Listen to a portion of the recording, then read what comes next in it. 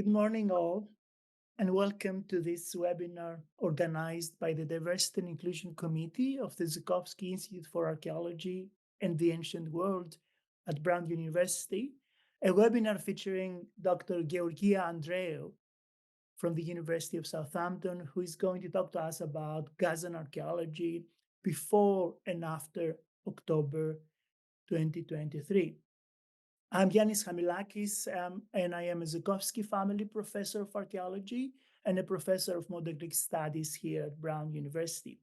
I'm also the chair, or better, the coordinator of the Diversity and Inclusion Committee of the Institute. Other members of the committee who helped organize this event are Kathleen Torres, who is on the panel here with us, and Grace Hermes, who is going to be joining us in a minute. And Yilmaz Yeniler and Robin Price are also members of our committee. We wish to thank Sarah and Amy at the Institute, our colleagues in the media studies, in the media services who actually helped us organize this event. We also have to say before we start that we are coming to you today from the unceded territories of Narragansett and Wampanoag people in the city of Providence, the state of Rhode Island. So why did we organize this event on Gazan archaeology? In our committee, we operate under an expanded definition of diversity and inclusion beyond any bureaucratic form-filling or box-ticking logics. Expanding the archaeological curricula and activities into areas that are not traditionally covered and diversifying our community in terms of faculty, students, and staff are only some of our goals. Exploring the colonialist, nationalist, and other exclusivist entanglements of archaeology is another. And connecting to what's happening in the world today and amplifying the voices that are not heard or even actively suppressed is a further aim. The decision to invite Georgia to speak about archaeology in Gaza in this current moment was motivated by the above concerns and broader goals.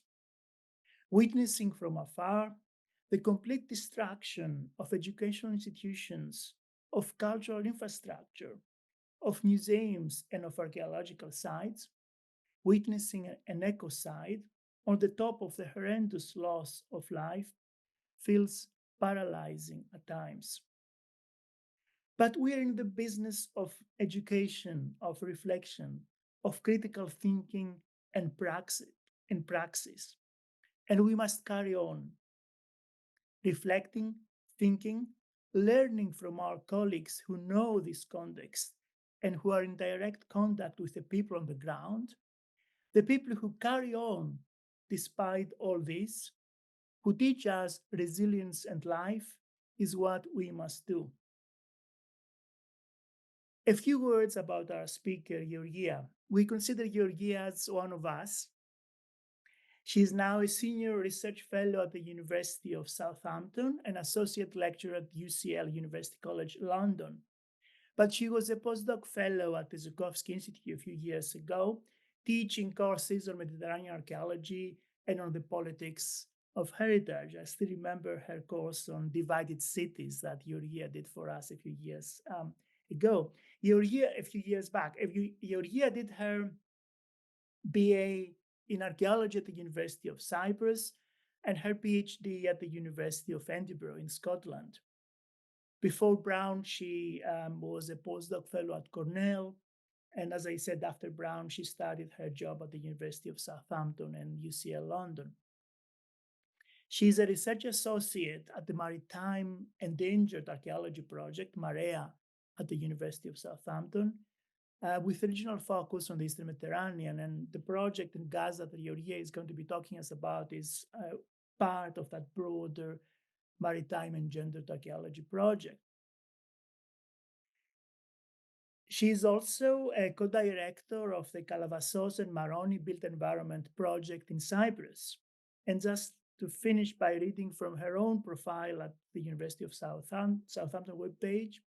Her research examines how traditional perceptions of the ancient environment affect the way we collect archaeological data and produce broader historical narratives.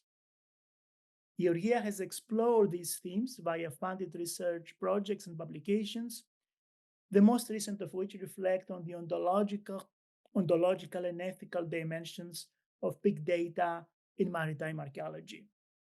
So over to you, MarEA, to start your talk that we are all looking forward to.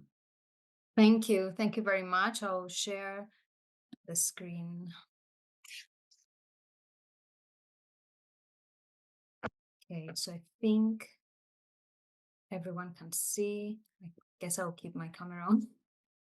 Thank you very much for the invitation, Yanni, and thank you everyone involved in organizing this webinar. It's a pleasure to give a seminar at the Joukowsky Institute, where, as you mentioned, I have been a fellow back in 2008. In fact, the last time I was at Brown, I gave a Brown back talk on a project documenting the impact of coastal erosion on the archaeology of the Mediterranean, and I used the island of Cyprus as a case study. Now, since then, my research extended to the Levantine coast as part of a project investigating the environmental footprint of colonialism in the Eastern Mediterranean. So the Gaza Strip appeared, of course, as an indisputable extreme case of environmental degradation, something intimately connected to the region's colonial past and present. I'm trying to change my slide. Okay. And I want to highlight here a recent publication by Shurida Molavi titled Environmental Warfare in Gaza, which provides substantial historical and ethnographic evidence for environmental degradation. And more evidence, of course, becomes daily available as one is watching in the news. Now, the reasons I developed a project in the Gaza Strip were the extensive evidence for degradation directly related to colonialism, Gaza's central role in the history of the Levant, referred to as the boundary between Egypt and the various Near Eastern empires, the presence of important sites that are rarely included in archaeological scholarship. I also had a general interest on maritime archaeology, so the material evidence for the engagement of people with the sea. So this maritime scope will be reflected throughout this talk. This was also the first time I directed a project outside of Cyprus, which is where I'm from. So I was briefly guided by the assumption that approaching the archaeology of a region with which I do not have personal ties, though admittedly I'm a child of internally displaced people in Cyprus, that it would make my observations more objective. And this assumption was largely due to the fact that often when discussing or presenting the impact of British colonialism on the environment of Cyprus, a common line of critique was that my observations are biased by my personal connection to Cyprus. And I believe this experience is shared among archaeologists and heritage professionals from the broader region, particularly where archaeology has been instrumentalized to promote certain political agendas. So with this as a background, today I will discuss Gazan archaeology before and after October 23, with emphasis on the work conducted on the ground by Gazan partners and students since 2021. Now, since October 23, you have likely seen an increasing number of news focusing on the destruction of cultural heritage in the Gaza Strip.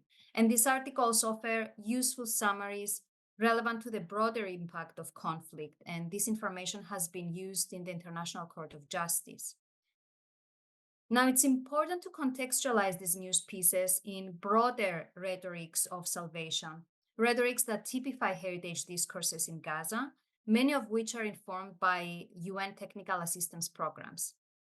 Moreover, I believe most of us have observed that the academic attention Gaza receives increases when it is directly endangered by conflict or other types of crisis. So I provide here a graph that shows the number of publications referring to Gaza on within a different timeline. So you see an increase in 2023, at around 2021, 2014, and so on. So this is a very well documented approach in other parts of the Middle East. It has been described by some as academic opportunism and by others even as crisis chasing. So what I'm trying to say is that Gaza at present is forming even a case study to test various remote sensing or AI monitoring and documentation methods, often discussed purely from a methodological perspective. Now, while the response of the broader academic community is certainly worth discussing, particularly what is currently happening in US universities, for the interest of time, I will focus for now only on scholars of antiquity. So what we have observed among the archaeological academic community since October 23 is a tunnel vision manifested in almost exclusive emphasis on heritage destruction, sometimes accompanied by sterilized statements, and in many cases without contextual references. Catherine Bluen from the University of Toronto has produced and shared an archive that documents how antiquity scholars and organizations have responded to this annihilation of Gaza's past, present, and future, with information that is both disappointing and unsurprising. The archive includes examples of, as I mentioned, sterilized statements, personal attacks, doxing, but also, notably, continuous efforts to persuade that archaeology is not an inherently political act. And this tone did not even shift when videos were shared on social media by the director of the Israel Antiquities Authority showing soldiers inspecting an archaeological warehouse in Gaza. Exceptions exist, of course, particularly Irish archaeologists and heritage professionals who are constantly pushing for statements and acknowledgements of the full scale of the situation, particularly the indiscriminate killing and endless suffering. Despite that, one of the most common questions I receive as an archaeologist that has had some contact with Gaza, is how many sites there are in Gaza, how many of them have been destroyed.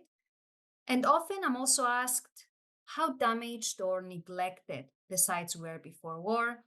Recently, I was also asked if I know of any tunnels underneath sites. Now, generally speaking, there is no complete and definitive list of archaeological sites in the Gaza Strip.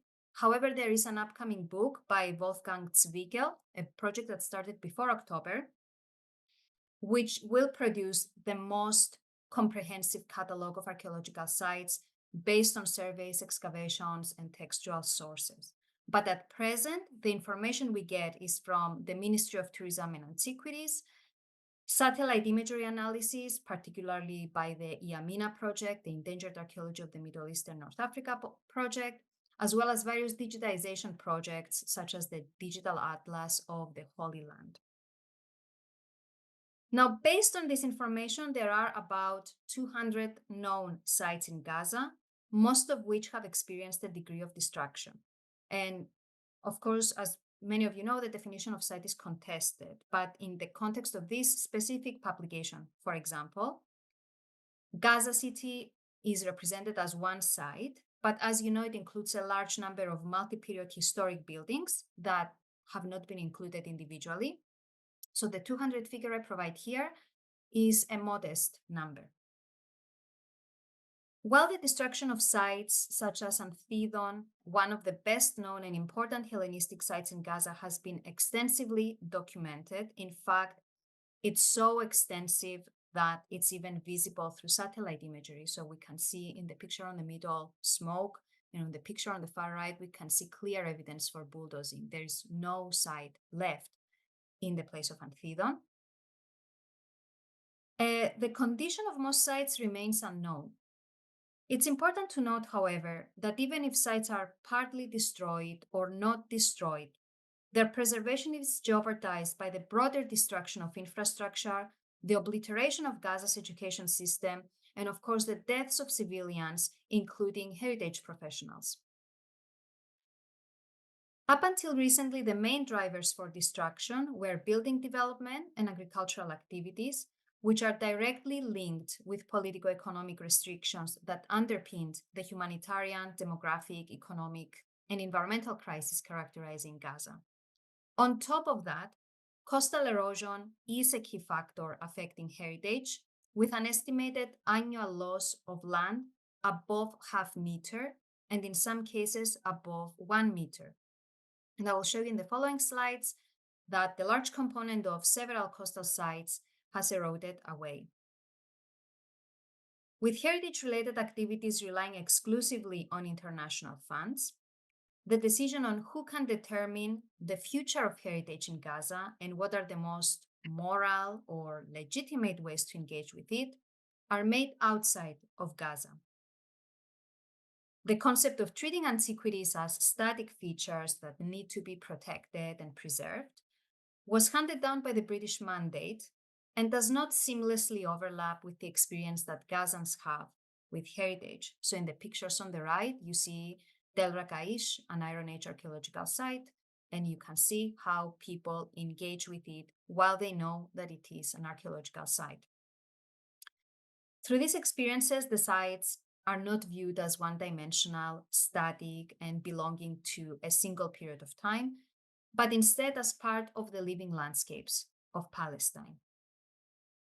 Nevertheless, the fact that the British Mandate is still referred to as the golden age of archaeology in Palestine is telling. This value derives from extensive excavations, finds from which are now displayed in British and other European museums, as well as the institutionalization of heritage through the development of antiquities departments and laws that outline the legitimate ways to engage with heritage. So excavation, analysis, study, storage, curation, display, and so on. Now, following the Western paradigm, several private antiquities collections in Gaza have been legitimized via musealization, which alongside the creation of a public museum, which is now destroyed, receive praise in international media because they defy or they added a more positive light to the common narratives of destruction, looting, and neglect. Now, these collections, of course, have also been destroyed.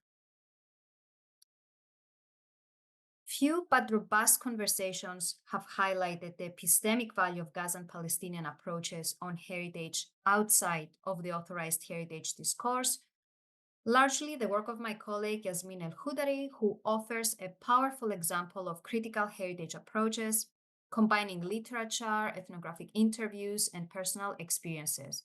El-Khoudary examined Gaza City's cycles of prosperity and destruction to explore its capacity as a symbol of resilience. And her examination also highlighted politico-economic obstacles in the development of affective ties of Gazans with heritage. She also demonstrated the political dimensions of Gaza's heritage at the forefront of struggles for self-determination and international recognition through its integration in Western intellectual frameworks for heritage, for example, UNESCO. To further illustrate epistemic approaches to Gazan heritage, I will focus on Gaza's maritime archaeology, so the material evidence for the engagement of people with the sea, but also the material evidence that I examine more closely due to an interest I have in coastal archaeology. Now, due to a combination of sea level change and coastal erosion, the majority of Gaza's maritime heritage is found close to the shore and at the maximum depth of 2 meters, making it accessible without the need of diving equipment. In this respect, underwater heritage is likely regularly encountered by swimmers, fishing, and diving communities, the engagement of whom with heritage is largely speculative. Presently, information surrounding Gaza's maritime heritage reflects a selection of local voices published via Western outlets. Prominent among these voices is Jodat Khoudary, a Gazan businessman who established a collection, the now destroyed Al-Madhaf Museum, at a close proximity to Anthedon. Anthedon, as I mentioned, is a partly submerged site submitted to UNESCO's tentative list in 2012 and since 2023 completely destroyed. Khoudary's motive to collect heritage has been the preservation of Gaza's cultural heritage, and his collection started when Gaza was under Israeli occupation between 1967 and 2005. Important insights into local understandings of heritage are offered by a published interview of Hudari by Farid Armali, an artist whose work centers on the theme of Palestine. And this interview was conducted during an archaeological exhibition on Gaza that took place in Geneva in 2007. And this exhibition hosted finds from Hudari's collection with a stated aim to shift attention from predominant narratives of destruction and neglect and highlight instead the historical value of Gazan heritage as a first step towards safeguarding what they described as world heritage in the Gaza Strip and ensure its sustainable development. When asked if he views his collection differently since working with archaeologists, Hudari responded that his reason for collecting is his belief in his roots. Archaeologists are interested in understanding the history of the place, the details of it, which period, which age, which civilization, etc.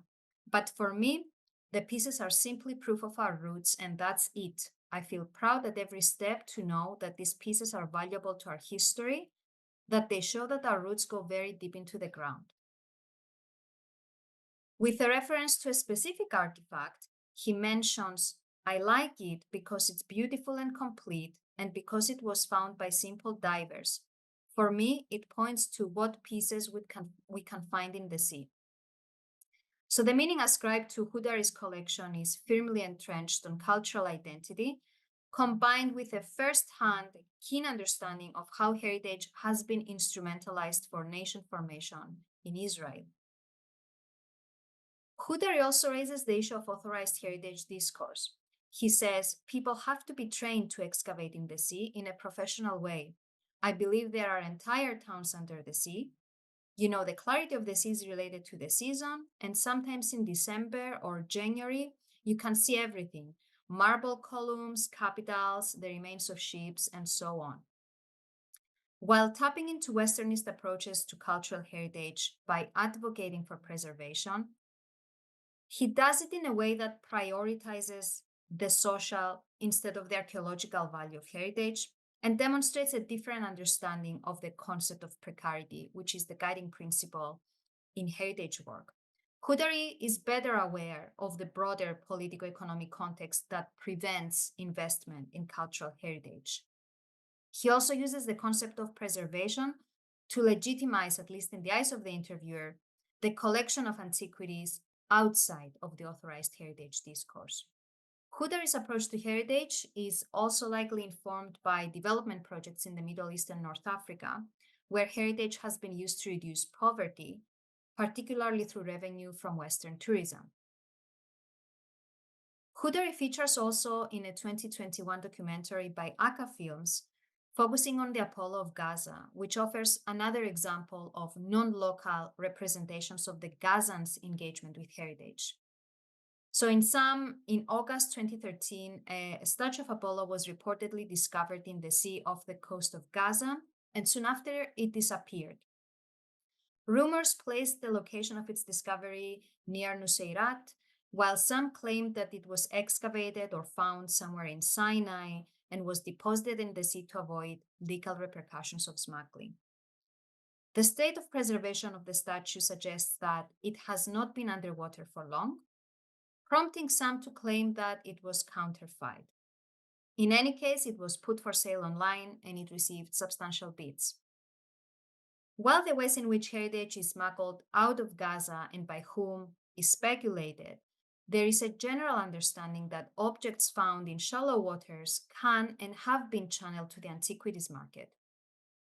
Ultimately, the fate of the statue is unknown, but the documentary insinuates that it was taken by militant groups, a non-verified narrative that nonetheless fits pervasive imaginaries of Gazan heritage and people. In 2017, BBC produced a documentary on the discovery of coins off the shore of Gaza, not far from Anthedon. And actually, the reporting is now an interactive story. So if you follow the link that I have on the screen, you can. It's sort of like a game, an adventure, and you're an investigative journalist trying to find what they describe as the Gaza hoard or the lost treasure, coins that were eventually channeled into the global antiquities market. The value of the coins pertains to their chronological and possibly cultural affiliation to Alexander the Great, as well as their uniqueness as an assemblage from a scholarly perspective. While the sale of these coins was used to depict those who recovered them, so Gazan fishermen, as lacking care about heritage, emphasis was also placed on the role collectors and legislation around collection played in enabling and encouraging the commodification of antiquities for hundreds of thousands of British pounds. Glimpses of emic approaches to Gaza's heritage are found in edited conversations between fishermen who found the coins and subsequently sold them to traders for a low amount. The fishermen are seen wondering why Greek and Roman coins are considered Palestinian heritage, and why should the protection of heritage outweigh the alleviation of poverty, indirectly recognizing that heritage commercialization is one of few ways to make a sustainable living. In sum, while information on Gaza's maritime heritage is largely anecdotal, it demonstrates clear trends. These include an overarching view that not everyone has the knowledge to engage with heritage properly. And beyond the lack of local voices, additional elements strikingly lacking from representations of Gazan maritime heritage include the politics of its maritime space. Gaza's maritime jurisdiction shrunk by 85% since the Gaza-Jericho Agreement, which had a substantial impact on the economy and environment of this region, pollution, overfishing, and so on. The marginalization and destruction of Gaza's maritime heritage is one of many corollaries of the maritime blockade, but also the broader environmental history of the region. While difficult to establish Gaza's maritime boundaries at the intersection of various laws, it should be acknowledged that accessing water beyond the blockade is of substantial political and economic importance, which is not explicitly acknowledged in the context of maritime archaeology. A case in point is the publication of 2 shipwrecks from the location you see on the map with blue lines. It's an extensively reproduced publication that continues to inform Mediterranean maritime archaeology to date. So in 1997, during an Israeli Navy search for a submarine lost in the 60s, 2 8th century BCE shipwrecks were found 33 nautical miles off the shore of Gaza at the depth of 400 meters in what is, since 2019, considered Palestine's exclusive economic zone. The 2 ships were published as located off the shore of Ashkelon in Israel. The archaeological and methodological importance of this discovery has been reproduced at least 240 times, with only 2 references to the political dimensions of this project. The documentation of the shipwrecks took place before the 2005 Israeli disengagement from Gaza and during Gaza's occupation. Moreover, the publication took place 2 to 3 years after the discovery of Gaza Marine, a natural gas field off the shore of Gaza, the exploitation of which was viewed as the means of Palestinian economic independence and even as a vehicle for Israeli-Palestinian economic cooperation.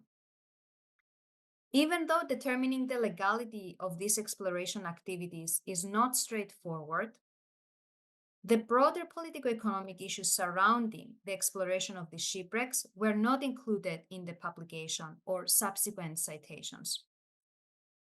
Overall, it's unsurprising that the overarching narratives surrounding Gaza's maritime heritage pertain to neglect and destruction. Equally unsurprising is the limited representation of counter-narratives with a broader political and historical outlook. Which brings me to the Gaza Maritime Archaeology Project, which I will be referring to as GazaMap. This is a project that I directed in the Gaza Strip between 2022 and 23.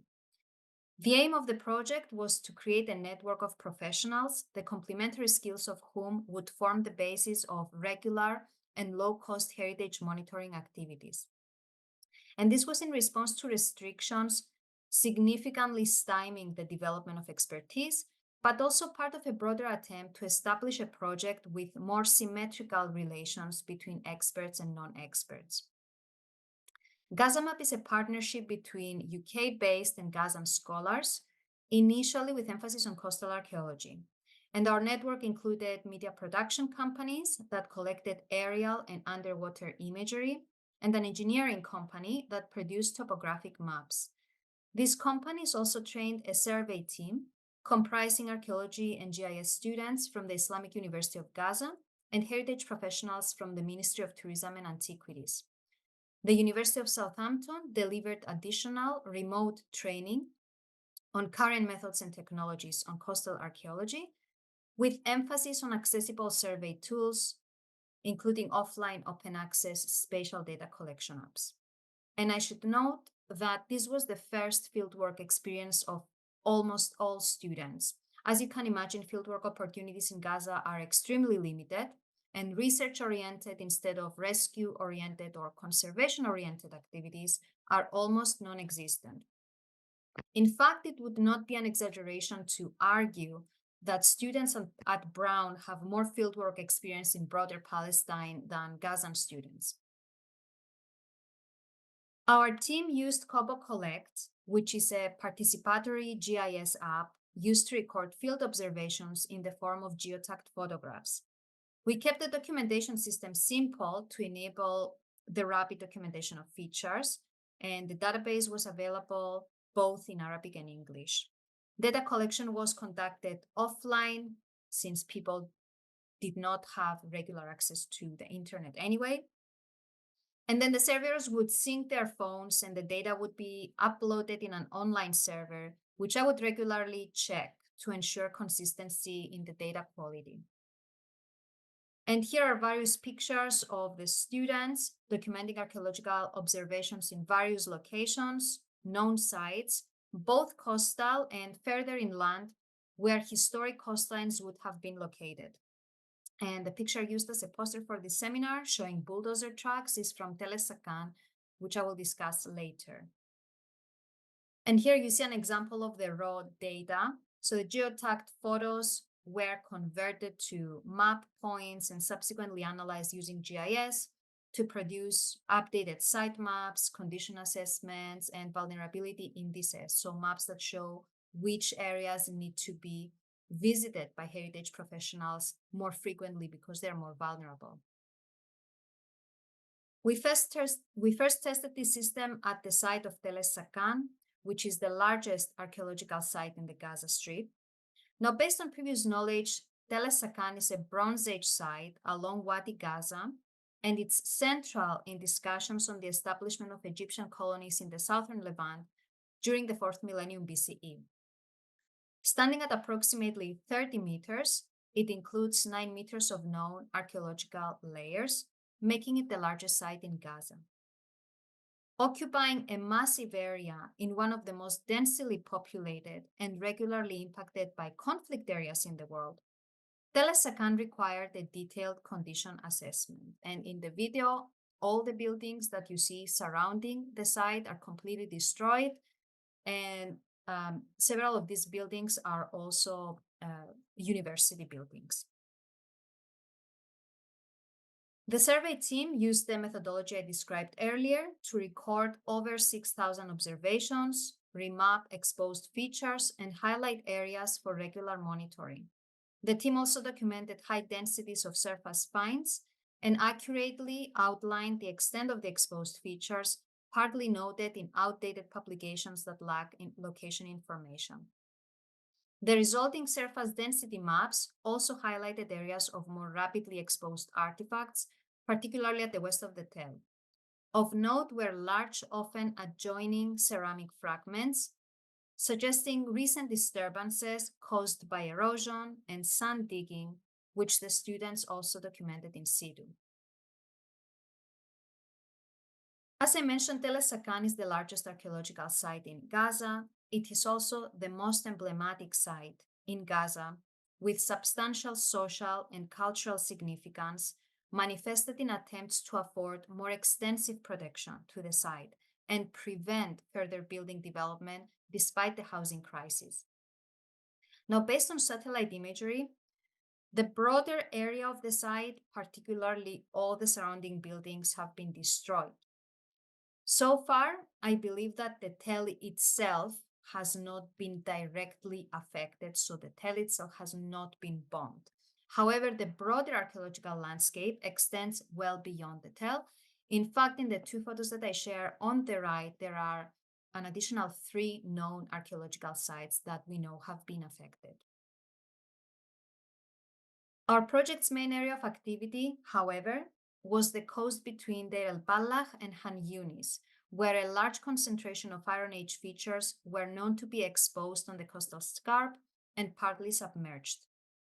Features were noted in the past at Tel Ragaish, Tel Katif, which is mostly known for its Neolithic component, and Tel Ridan, where a submerged breakwater was reported in the past. The survey began at Tel Ragaish, which is an Iron Age citadel with a massive fortification wall and a coastal zone of approximately 1 kilometer. The site's coastal location, submerged features noted in the 70s, and the presence of imported artifacts suggest regular maritime connectivity. Moreover, Tel Ragaish's strategic location between Rafah and Gaza and on the main thoroughfare between Egypt and Phoenicia could provide valuable information on trade connections between the Mediterranean and the broader Near East. Since its excavation, Tel Ragaish has remained insufficiently examined. The western segment of the site has almost completely eroded and was up until recently partly covered by now destroyed recreational infrastructure. Moreover, materials excavated in the 70s were transported to Israel and remain outside of Gazan archaeologists' reach. So what we see on the picture on the left with a yellow dotted line is the extent of the massive mud brick wall that was enclosing the citadel. And note that the area northwest of the coastal road, the site has eroded, and there are also visible submerged features in the aerial photo. So we believe that more than half of the site has eroded and is partly submerged. Our team revisited Tel Ragaish, documented exposed features, re-established the main components of the site, and outlined its monitoring requirements. The survey included the collection and analysis of aerial photographs to identify areas with visible concentrations of material remains. The team then systematically walked the currently protected part of the site and recorded over 6,000 observations as geotagged photographs, including ceramics, stone tools, and architectural features like the mud brick wall you see on the photo. The survey extended onto the beach and systematically documented cut features that are likely guides for stone quarrying. And we have encountered these features across an area of almost 4 kilometers. These features are submerged due to sea level change, and their location has been used as an indication for Gaza's shoreline during the first millennium BCE. Additional underwater survey produced unprecedented footage of Tel Ragaish and confirmed that the site's harbor is silted up. Our plan for 2024, and we actually had a grant for that, was to conduct a more systematic underwater archaeological survey, accompanied by specialized training in a dedicated center in Egypt. Unfortunately, only 2 of our students were able to flee Gaza, and they will be receiving this training, but of course, they are unable to conduct the survey. Overall, the survey of Tel Ragaish identified a higher number of architectural features than previously known, noted areas for prioritized action, and recommended the expansion of the designated site extent. And here we see the finds density along the coastline between Tel Ragaish and Tel Ridan, which are currently under examination. So the area between and within these 3 sites also includes various submerged features that all date in the first millennium BCE. So essentially noted a continuous spread of Iron Age material, which suggests that the extent of this broader maritime cultural landscape, even though it is represented by 3 separate archaeological sites. Our project also enhanced the knowledge base of the broader maritime landscape through the documentation of oral histories recorded during community engagement events. So our students ran community engagement events, and they included people who witnessed the excavations in the 1970s. They documented their oral histories, and they also offered school visits to various archaeological sites, and children from local schools visited the sites. And this is pretty much continuing substantial work conducted by Yasmin El Hudari in the past. So here we see a video showing some of the modern structures on the top of Tel Ragaish on fire in November 2023. So the area enclosed by the red square is the area that has burned down. And the area is since used as a refuge for displaced people. In fact, I suspect that an area shown in the news with people fishing while being bombed is the area in front of Tel Ragaish. Now, up until October 2023, the evolving skills required for the rapid documentation of endangered archaeology existed in Gaza, but were dispersed. The most efficient and sustainable way to monitor sites in this context was to incorporate accessible and low-cost technologies in archaeological training and establish interdisciplinary collaborations with the private sector. Our project leveraged dispersed expertise through the development of a collaborative network in conjunction with customizable open access technologies to address the unique challenges of each site. Reinforcing these partnerships through continuous training of heritage students and professionals presented at the time an important opportunity for our Gazan partners to take the lead in utilizing accessible and open access tools to document the ongoing devastation of their heritage. Unfortunately, this no longer seems possible. While not possible to continue our project, GazaMap offered a significant baseline for reassessing damage and informing post-conflict strategies. But of course, it's not possible to discuss post-conflict strategies without mentioning what happened to these students. As of today, 3 members of our team were killed. Muadassim Habib, the student you see on the top left photo, was a hardworking student and aspiring archaeologist who worked with us for 2 seasons and was killed early in October. Soon after, Ibrahim Lafi, who we see on the bottom picture on the right, was killed while reporting as a journalist. Then Rushdie Sarraj from Ain Media, the media production company that we partner with, was killed in his house in front of his wife and infant daughter. All of the students involved in the project are displaced, some in relatives' home, but most intense in Rafah under the threat of an imminent attack. All of them lost family members. All of them continue to witness and experience unimaginable suffering. All of them interrupted their studies and face an uncertain future. Out of the 20 students involved in this project, only 2 managed to flee to Egypt, where they found a strong supportive network by Egyptian scholars, to whom we will always be grateful. When asking some of these students what they see as the future of their heritage, some mentioned the future is not in the production of catalogs of destroyed sites, the reconstruction of demolished monuments, nor the remote and decontextualized monitoring of damage. No funding can remedy what has been lost, and no funding can protect heritage without investing in local heritage professionals as well as local communities. And as a last slide, I am offering some suggestions on how to help because some people registered in the webinar have asked. So one suggestion is to urge your institution to revise their admission policies and account for students that have lost their transcripts. Another suggestion is to urge your institution and professional affiliations, professional organizations to offer scholarships specifically to Gazans as they have done for other displaced students. I'm also putting together a list of available scholarships that can help these students, and I'm producing this list on X, former Twitter. It's pinned on my page. So if anyone has any additional information, we can add it there. And if anyone is interested in supporting specific fundraisers for the students of this project, you can get in touch with me via email, which I provide on this slide. Thank you very much for attending this webinar.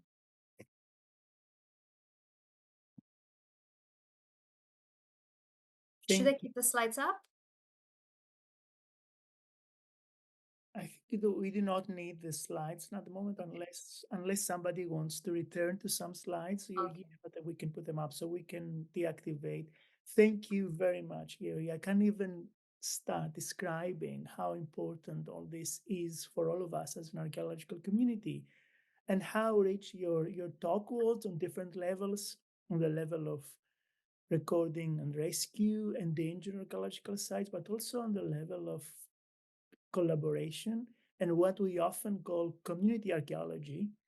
Your efforts actually make this a truly and seriously community run project is so important and so evident in everything you have told us. Um, and also to your final slide about what we can do, what other people, other archaeologists can do, is also extremely important. And thank you for the suggestions that we should be actually putting to our universities, what they can do to actually help in this situation. You already answered some of the questions that were put on chat about specific archaeological sites and about what we can do more broadly. But I'm sure there'll be others that people may want to bring up. And we have the Q&A feature at the bottom of your screen. So please direct all your questions to that Q&A. And the first comments are all comments of gratitude, of thanks.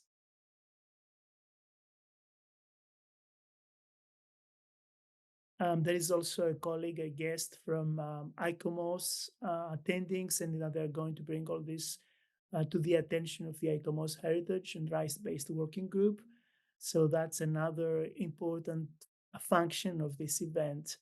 And we are very grateful for that and thankful that to the ICOMOS colleague, Dr. Diana Archibald.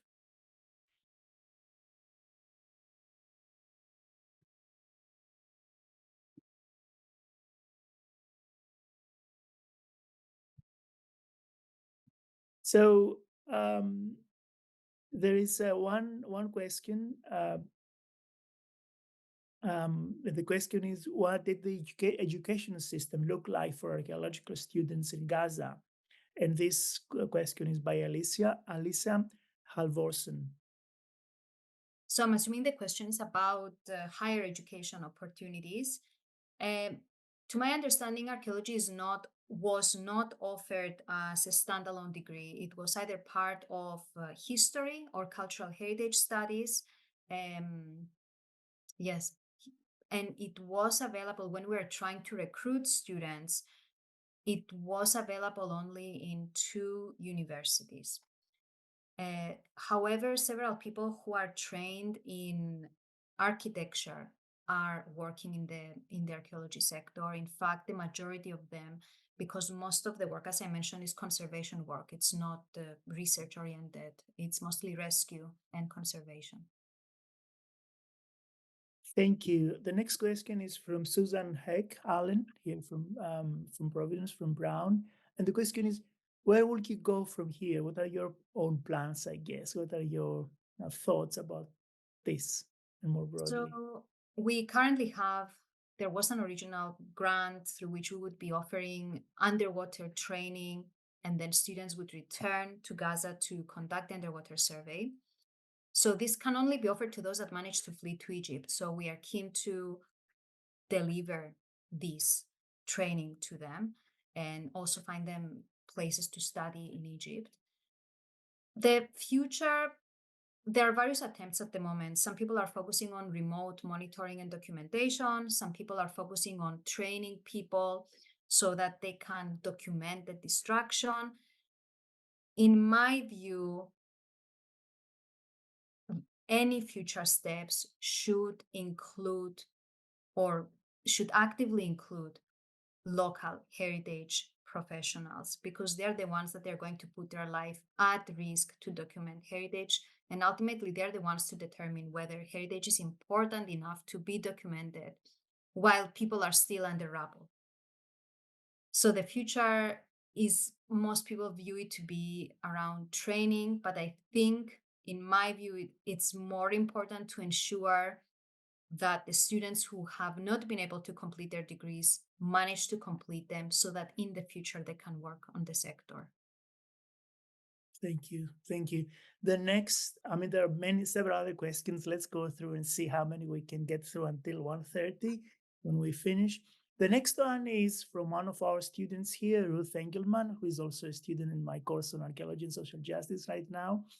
And Ruth is asking, what do you think is the most important way archaeology students in US universities can support our peers in Gaza? So more specifically, US students in US universities wanting to support their peers, archaeology students in Gaza? I think, in my view, it would be with pressure to various professional organizations to create scholarships and opportunities for these students, but also for the displaced professors who could seek, a temporary new position somewhere else. That would be something that is tangible. And also getting in touch with your universities and ask them if they can accept students without transcripts. This is a huge impediment to many of them. So there are many people who cannot prove their previous status and they're not accepted in universities. And we know that in some cases, this was possible for students from other war-torn areas, for example, from Ukraine. What I have been told is that it takes some time to do that, but it has already been 6 months. So perhaps if more people are asking about it, it will speed things up. It would also help if these scholarships include living expenses for students, but they also include their travel expenses outside of Gaza, which currently is $5,000 per person if they don't have an international passport. So, taking into consideration these costs and considering how much funding is available in US universities and other in European and British universities, this would be a way to help. There have been universities in the UK who offered scholarships for online BAs, which also helps. And there have been organizations that told me that they're creating scholarships for students. I should note at the same time that many of the people who contacted me with these opportunities, they specifically asked me to remain anonymous. Mm-hmm. Thank you. Thank you, Yuria. In relation to that, perhaps it will be useful at some point for you to put back the last slide with your bullet points for help and also your own email for people to get in touch with you. Um, the next question is by Stephanie Mulder, who says, as an Islamicist, I would be curious to hear a bit about local engagements with archaeology in later periods. In later periods, I'm not quite aware because the project wasn't focusing specifically on on a certain chronological period. It just happened to be Bronze and Iron Age sites. Mhm. But there has been substantial community engagement work conducted by my colleague Yasmin El Khudari. So just to give a bit of a background, she was also involved in the Al Madhaf Museum, and that museum was offering tours to local students, but they were also organizing community engagement events in order to discuss the future and the past of heritage. So that has been the most substantial work that I am aware of, and it has been to an extent published. Mhm. I mean, yes, but I'm Thank not specifically aware of Islamic sites. There is a related question in a minute, so we can come back to that. But we have more of a comment than, but an important one than a question from Akram Liya from Palestine. So the comment is, we in Palestine would like to thank you for the important seminar. Please be informed that we are open for any cooperation and welcome any efforts aiming at saving the cultural heritage of humanity in Gaza. So that's something important to note. And then the next one also is related to information by Molly Stevens. How do I keep up with the state of Gazan heritage sites, if I can at all, with information we have? So I guess the question is there a portal, a website, something that would actually someone could go and find that information about the state of Gazan heritage sites at the moment?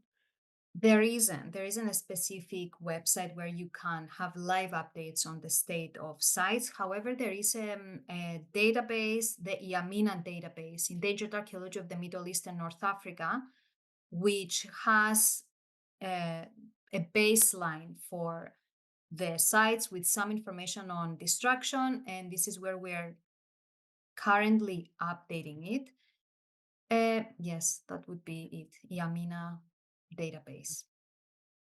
It seems that there is a need for more of that as well, amongst many other things that you have outlined here. The next both comment and question is by Muke R7, who says, "Thank you, Dr. Andreou. This was very informative and heart-wrenching as well, of course. I was wondering, in addition to following the steps you listed on your last slide, is there any way art historians/archaeologists can help remote documentation of the ongoing destruction? So, without going there, can we do it through, I don't know, Google Earth or something like that? I also want to ask, is there any evidence of deliberate targeting and subsequent looting of heritage sites?" So for the first question, there are currently attempts that are remotely documenting the ongoing destruction. Satellite imagery is restricted, and it has been restricted even before 2023. It's very low resolution. However, one can purchase high resolution imagery and document the destruction. So it is currently being done. It can also be done. One of the things that we are doing is uh, examining social media posts from areas that we know are around known sites. So we are documenting the destruction through that. And we also have local contacts that inform us about that. So remotely, it's difficult without having to purchase satellite imagery that is not restricted. Mhm. Now, regarding deliberate targeting and looting of heritage sites, I think it's debated. I Many of the sites that have been completely destroyed also happen to be in areas that are very densely populated. So I believe that the primary target was the buildings and the people and then the heritage. However, I do think that when it comes to religious monuments or even monuments relevant to more recent history, for example, the Turkish flotilla, was it in 2010? There was a monument commemorating this event, and that was destroyed, and this is likely deliberate. With regards to looting, the owners of the private museums mentioned that the museums, they found them looted. Mhm. Thank you. One of the functions and the important roles of this event is to bring you in contact with other people that may want to get in touch.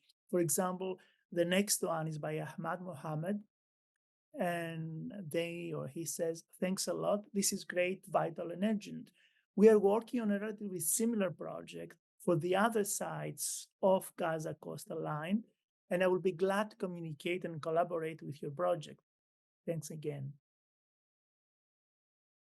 I've also received an email by Ahmed, so Okay, that's yeah. great. The next one by Susan Gervitz. Um, Many big, deep thanks for your work and your wonderful approach to it. It's also important and fascinating, of course, utterly heartbreaking in the abhorrent current massacre environment.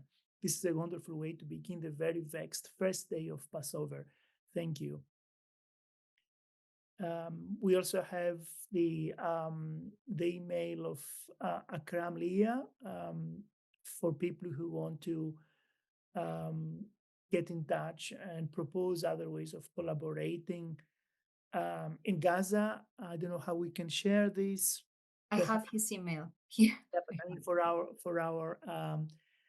for other people as well who want to get in touch. So Akram as AKRAMIJLA at yahoo.co.uk.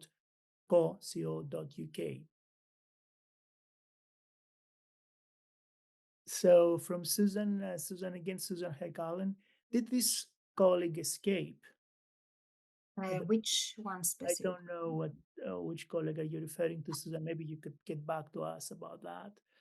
From George Vardas, realistically, what does the future hold for Gazan archaeology when there has been, in inverted commas, an erasure of the cultural landscape, as you have written, and the substantial destruction of the built archaeology?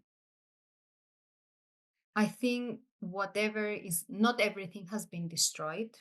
Whatever is left will require substantial conservation, and many the submerged components of sites are also largely intact.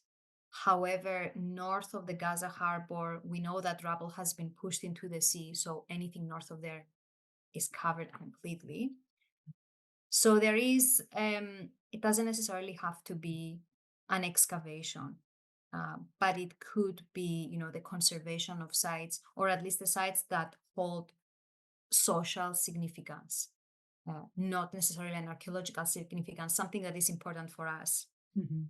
Yeah. So a major issue, of course, that you're bringing up, and also you brought it up here is how do we define what an important site is without proper ethnographic, archaeological ethnographic work in understanding local perceptions towards monuments, towards sites, towards archaeological features. So that's, I mean, you showed very well how very often in lacking all these studies, we impose a top-down and not very often paternalistic perspective on what archaeology is in the specific context. Yes, particularly our emphasis on specific chronological periods Yeah. when the sites are multi-period and the landscape is still living. Mhm. One important kind of point in your lecture, once you reference the article by Barad et al. 2002, and you critiqued, rightly so, I think, the lack of any discussion about the political implications of that work. And even the terminology used in the title was so problematic. So we have a question here from Molly Stevens. Thinking about Barat et al. 2002, the shipwreck article, do you have any advice about using sources about Gazan archaeology with questionable ethics? Sources, as in, So, how do we deal with those kind of sources that their ethics are questionable, that, they're trying to, in many ways, hide kind of the politics of that specific project? I think by addressing their ethical issues. So this particular paper is extensively cited. It's a very important find in the context of maritime archaeology, and people want to reference it. And I don't see anything wrong in mentioning the broader ethical and political dimensions of this project. Mhm. But people are hesitant to do that. Or I also believe that there is also many people who were not aware of the broader Mhm. context. Yeah, yeah. Um, Another question from Muge R7. Are there similar projects in the West Bank? And could you please speak a little about the situation there, if possible? I don't know if you're aware of what's I'm happening. less familiar. I wouldn't be the best person to discuss about that. I have been in touch with people who work on the West Bank, and they have mentioned similar projects. Rui Gomez, who was at Brown, is also involved in one of those projects, but I am not very familiar with them, unfortunately. I may have to add one or two things in relation to that. Fortunately, in the West Bank, there are many initiatives, several more than Gaza, of course, and organizations in relation to heritage, both in terms of the politics of heritage there and also in terms of the dimensions to do with conservation. So people may be aware of an organization called Emexavec in East Jerusalem that is trying to actually foreground the explicit weaponization of specific archaeological context in East Jerusalem.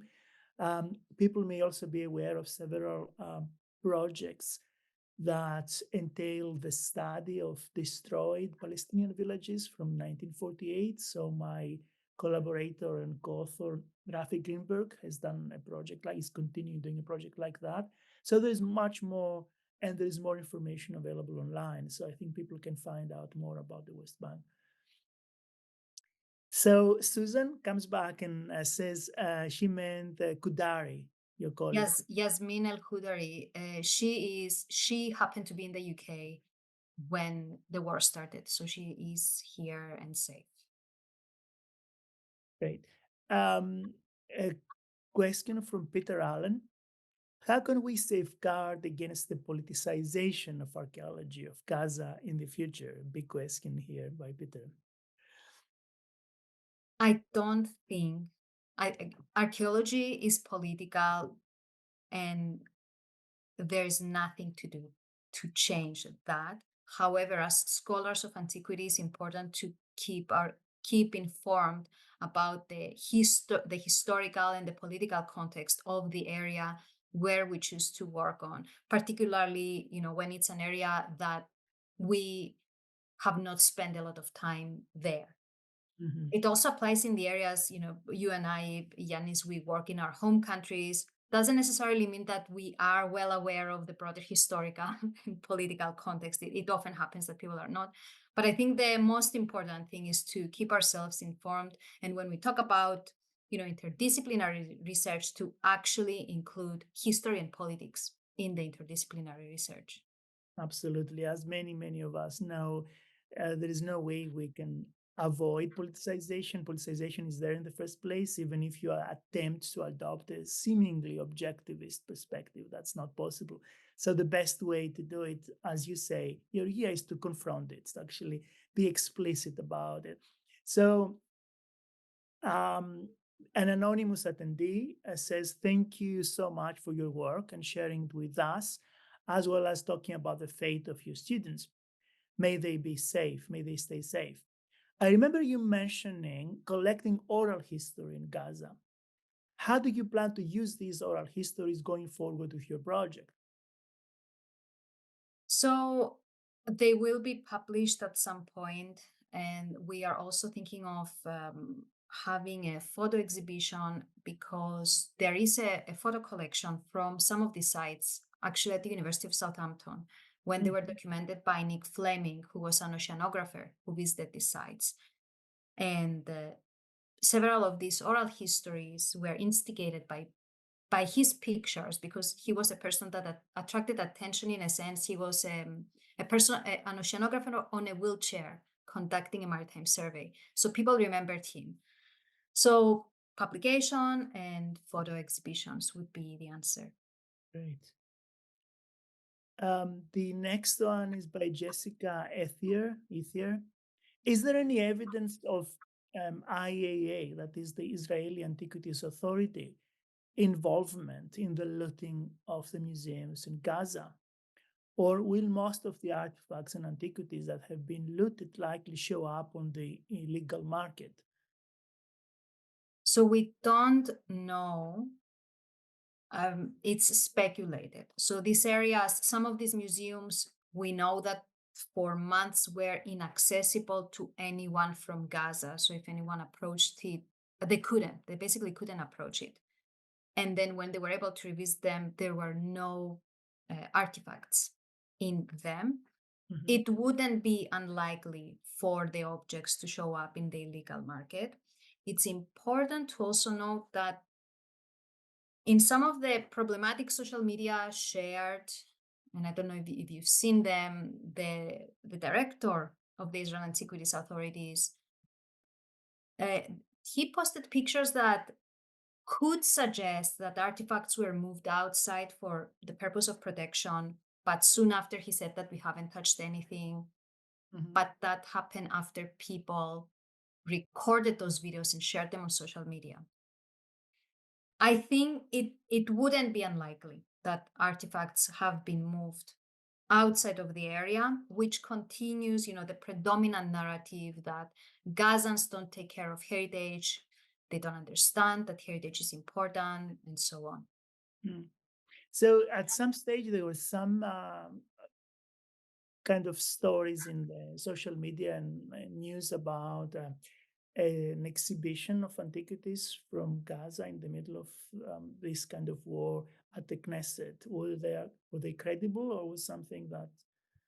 So that's the it was an Instagram story shared by the director of the Israel Antiquities Authority. So there was a first video that was showing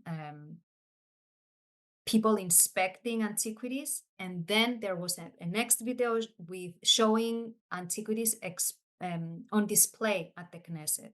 Mhm, Many people believed, including myself, that this is used to suggest that we moved everything and we properly display it. mhm, But it was refuted a couple of hours later by the person that posted the pictures, that these are two separate things, even though they were posted within seconds from each other. mhm, So because it became obvious that it's a crime. mhm, So um, but they also posted photos from a museum that includes collections of artifacts that were collected between the 60s and 2005 during occupation, and that we know for a fact that they have been there outside of Israel.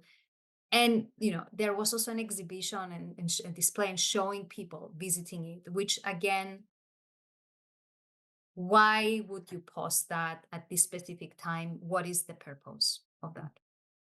Thank you. Thank you for that. The next, just a brief comment from Eva Moll, who's also a postdoc, more or less, I think at the same time as you were at the institute, at our institute. And Eva says, "Hi, great event. So good you're organizing this. Thank you, Eva." The next point is from Akram Leah, and they say, "Unfortunately, the Ministry of Archaeology in Israel published a video, I think the video you referred to, of Yeah, looting by IDF, not a Palestinian who shared the videos on social media." that is correct. It was the director of the Israel Antiquities Authority himself shared the video. Okay, that's great. So that's, I think, all the questions that have been posted on the Q&A function of this webinar. Are there any other questions you would like to ask? Other attendees would like to ask?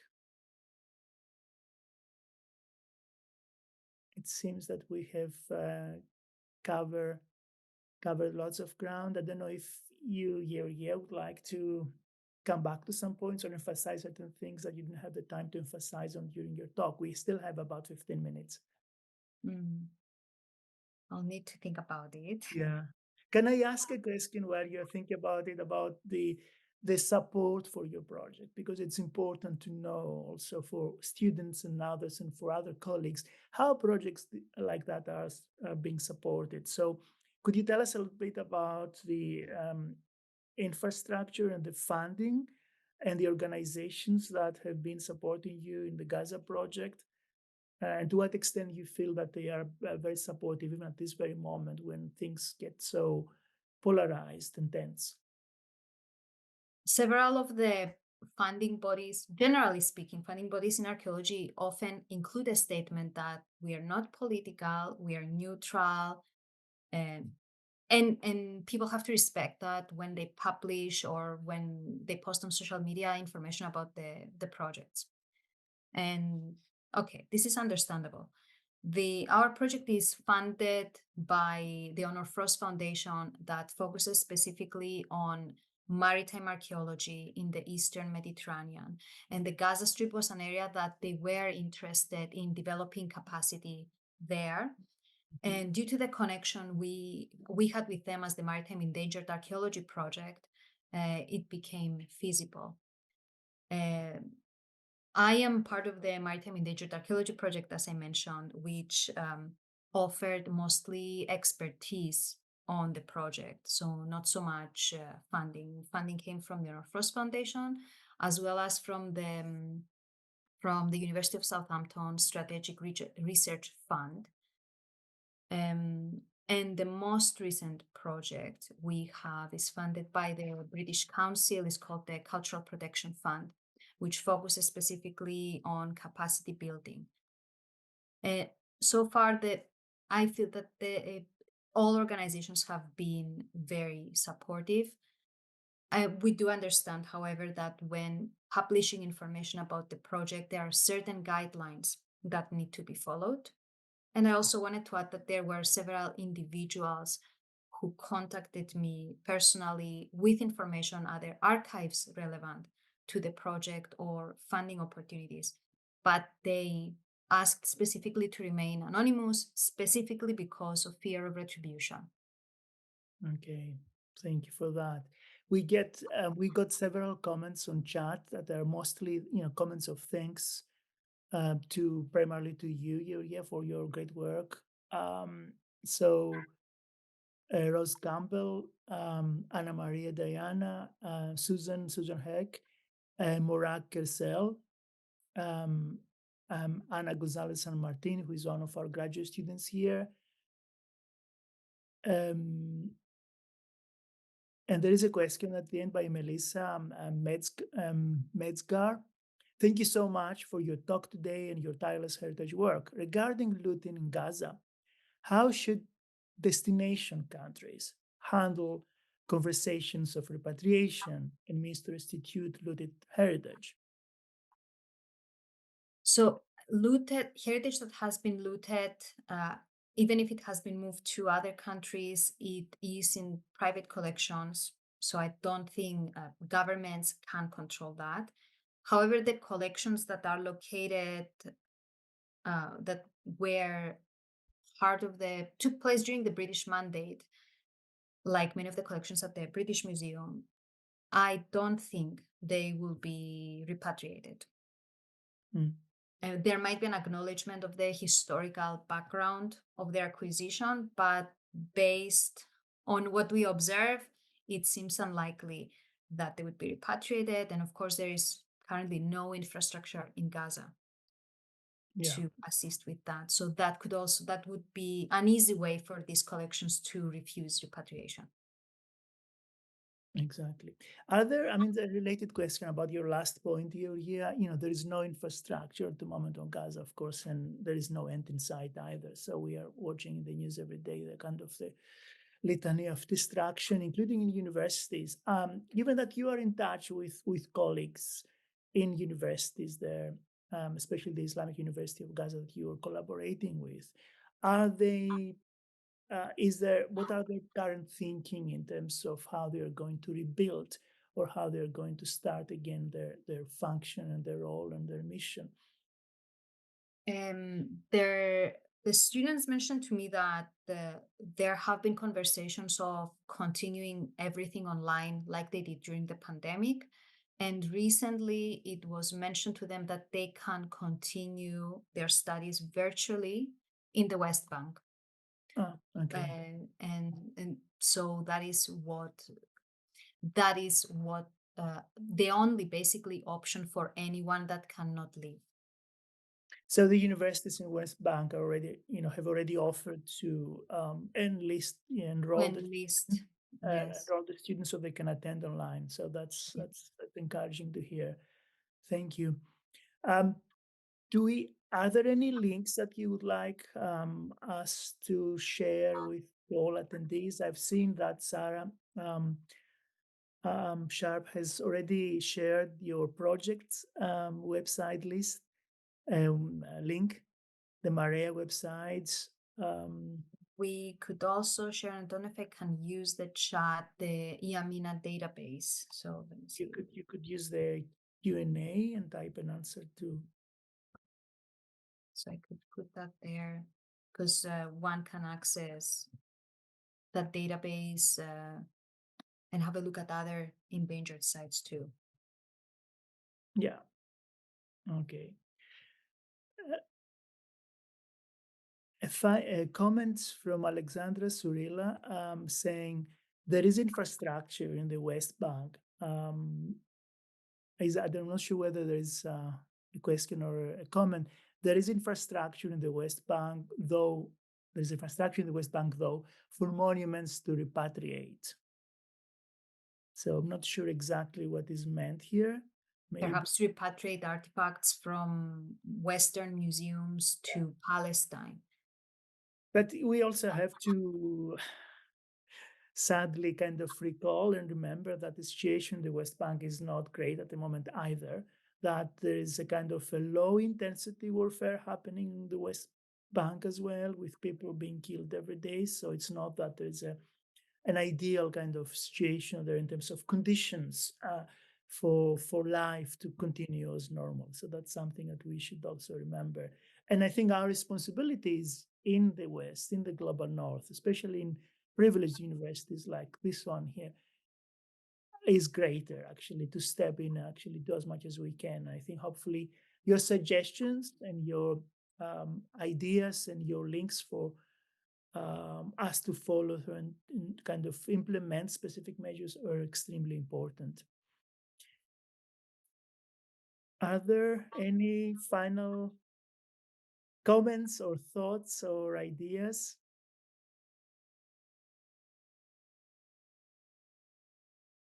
I want to say that this, as many of the attendees know, this has been recorded. So the seminar is going to be available with all the answers. It's going to be available soon, we hope, on YouTube and on other platforms for people to watch, to listen again. And I'm sure that will reach many, many more people. So the work will continue um, long after the end of this specific event.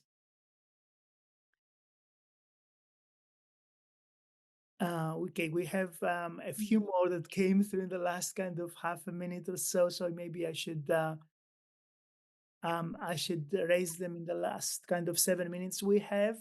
So anonymous attendee asked, would it be useful to make a inverted commas dispersed heritage database for Gaza, which would include objects from across the world, which are linked to specific sites? So here's an idea. Yeah, it would be a good idea. Yes.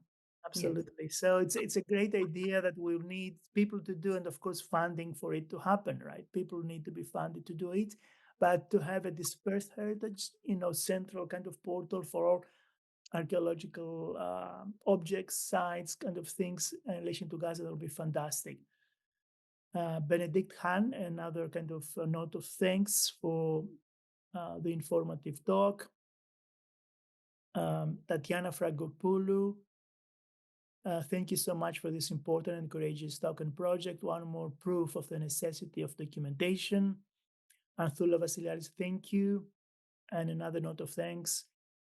Malahi Fen, thank you very much. Thank you for planning this talk and sharing the information. Given that you've been talking for a long time, you're here, and that people are also perhaps tired, I think we should decide to end this event here. Yes. But the end is not the end, of course, because there's so much work that needs to be done. And I hope that many of you have attended and learned from your year and from this seminar should engage in initiatives and do things to actually implement some of those ideas and have an impact on what's happening on the ground. And I want, before we go, to remind again that Georgia is actively fundraising through a fundraising platform for some of her collaborators to move to Egypt from Gaza so they can continue their work there and their studies. We cannot post that link publicly, but you can write to Georgia and she'll be able to send you the information, then go and donate for this fundraising campaign. So thank you very much again. This has been incredible, very, very important, very useful, and I'm sure it will have an impact. And thank you all thank you to Sarah, thank you to Amy, thank you to colleagues in the media services for making this possible, and thank you to all attendees who attended today. Thank you very much.